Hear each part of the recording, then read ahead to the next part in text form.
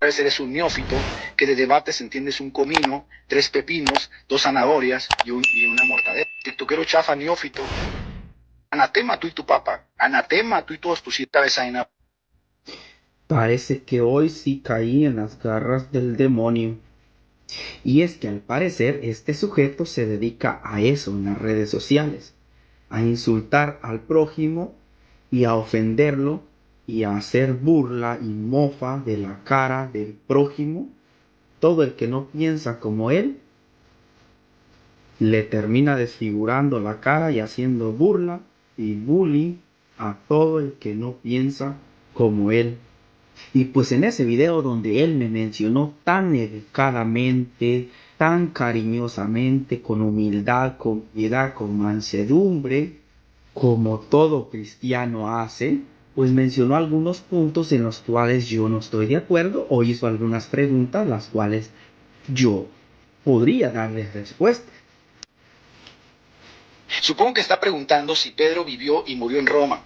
La respuesta es, literalmente, tienes evidencia que el apóstol Pablo sí estuvo en Roma, sí escribió en Roma, sí enseñó en Roma, sí estuvo enseñando a las iglesias de Roma y literalmente sí murió en Roma. Ahora enséñanos la evidencia de Pedro. ¿Qué vas a hacer? Poesía y profecía y profecía. Porque ahora enséñanos la evidencia de Pedro. ¿Qué vas a hacer? Poesía y profecía y profecía porque es un neófito. No has leído un libro académico real.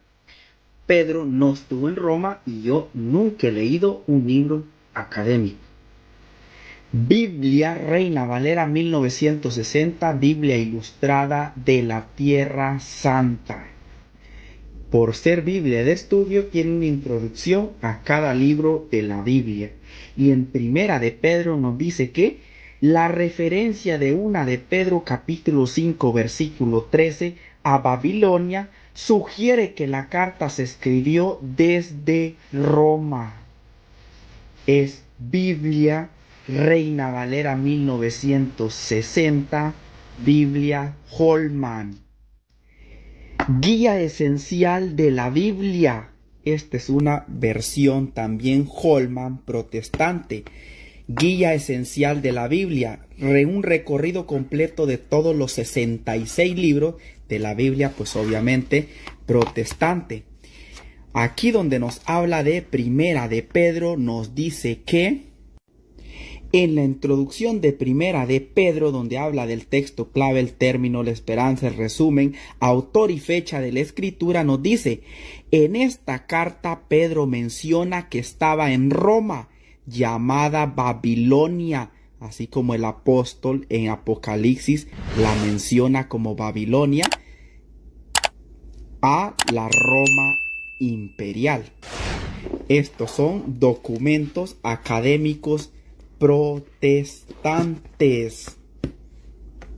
B&H y Holman. Y cada Biblia de estudio que yo tengo aquí, que por cierto son como unas 24 Biblias de estudio que tengo, todas en introducción a la primera carta de Pedro, sugieren y aseguran que cuando Pedro dice que escribe desde Babilonia, está refiriéndose que escribe desde Roma. Espíritu Santo es el que viene y representa a la iglesia. Nosotros no tenemos la necesidad de que un hombre nos represente. Biblia Reina Valera 1960. Segunda de Corintios 5:20. Así que, dice Pablo, somos embajadores en nombre de Cristo. Supongo que no sabes lo que significa la palabra embajadores. Diccionario para los ofensivos de la Real Academia Española. Nos vamos a buscar la palabra embajador. Y nos dice que un embajador o embajadora es una persona con el mayor rango en el servicio diplomático que representa ante otros estados el estado que lo nombra. O sea que se considera representativo de ellos. Embajador significa representante. Entonces aquí Pablo está diciendo que son representantes de Cristo.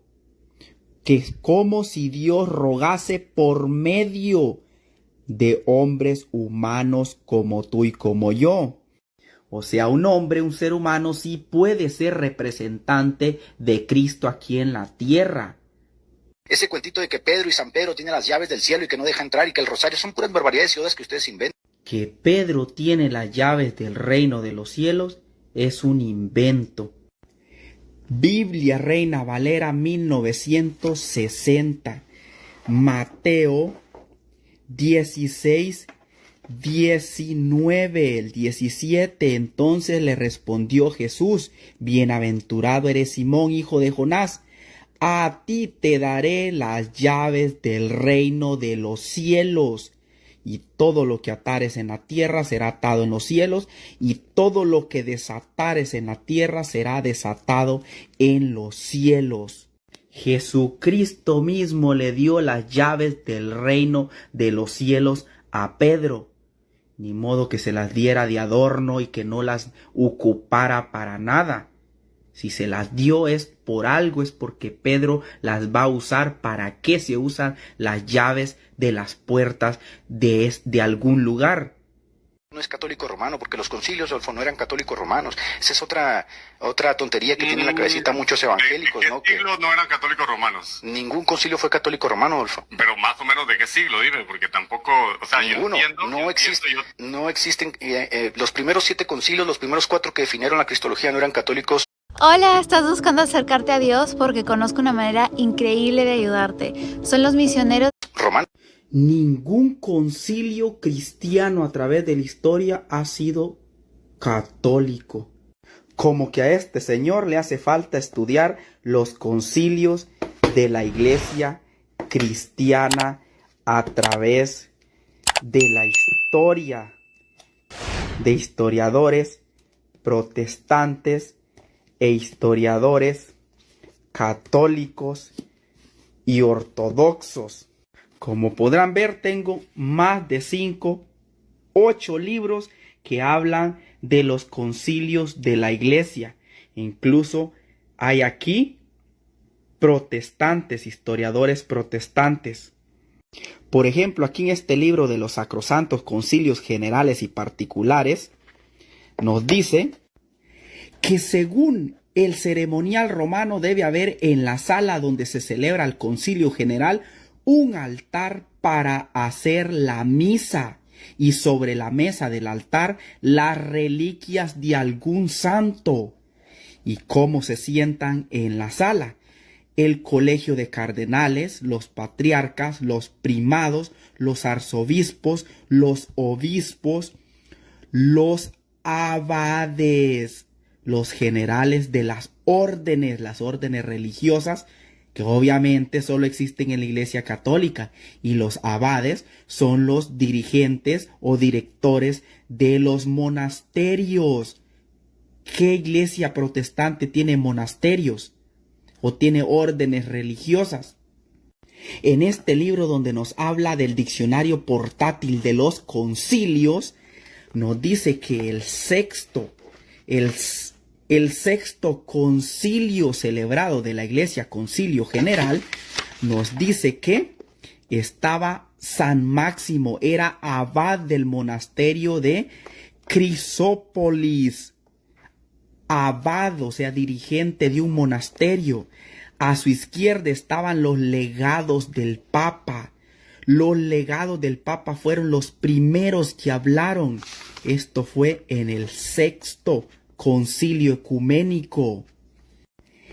En el quinto concilio ecuménico, lo primero que se trató fue lo de las turbaciones excitadas por muchos monjes sobre los errores atribuidos a Orígenes. Turbaciones excitadas por muchos monjes, cuando el protestantismo ha tenido monjes. En el séptimo concilio ecuménico se estaba condenando a los iconoclastas, y los que se arrepintieron leyeron una carta donde decían que ya iban a generar, dice que en la que se protestaba recibir con todo género de honor las reliquias de las santas imágenes de Jesucristo, de la Santa Virgen y de los santos, y decía anatema a los iconoclastas. Después de estas lecturas, dicho el concilio que era necesario que las santas imágenes se restituyesen a su lugar según la costumbre y se llevasen en procesión. Esto fue en la cuarta sesión del séptimo concilio ecuménico. Se defendió que Dios hacía milagros a través de las imágenes. Los legados del Papa declararon que la aprobaban. Entre otros, se leyó un pasaje de los Actos de San Máximo, donde se dice que él y los obispos monotelitas que le habían venido a buscar se pusieron de rodillas delante de los evangelios, de la cruz y las imágenes de Jesucristo y de la Santa Virgen. Las saludaron y las tocaron con la mano para confirmar sus promesas.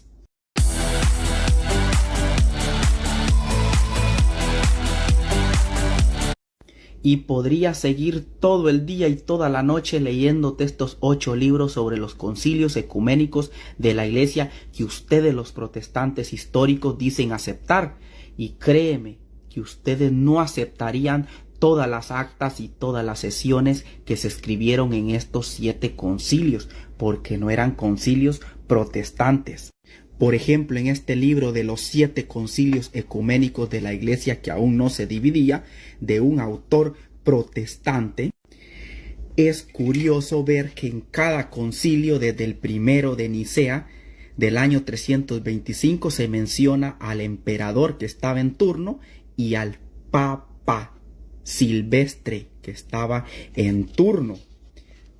Y así en cada concilio, el segundo concilio ecuménico de Constantinopla, 381, el emperador Teodosio en turno y el Papa Dámasos en turno. Así podemos llegar hasta el concilio número 7 del año 787, el emperador Constantino VI y Irene y el Papa Adrián en turno. Esto lo dice historiadores protestantes. Y mira, en la sesión 1, tomo 6 del séptimo concilio ecuménico, dice y recibiendo ellos las santas y honorables reliquias con todos los honores, yo las saludo y las venero. Mira, el séptimo concilio ecuménico que tú dices que no fueron católicos. Anatema a todos esos que no saludan las santas y venerables imágenes. Anatema a todos esos que llaman a las santas imágenes ídolos. Anatemas a esos que rechazan la tradición de la Iglesia católica y de los padres. Aquí están todas las actas y las sesiones de los 7 concilios ecuménicos y créeme, no fueron concilios protestantes y es una vil mentira que los protestantes históricos como luteranos, anglicanos, metodistas, bautistas, calvinistas digan que aceptan esos 7 concilios. No han leído las actas ni las sesiones de esos 7 concilios, sino no dirían que los aceptan. Y recuerda que si te gustó este video no olvides darle me gusta y comentar, pero sobre todo seguirme para que podamos seguir aprendiendo juntos. Saludos y hasta la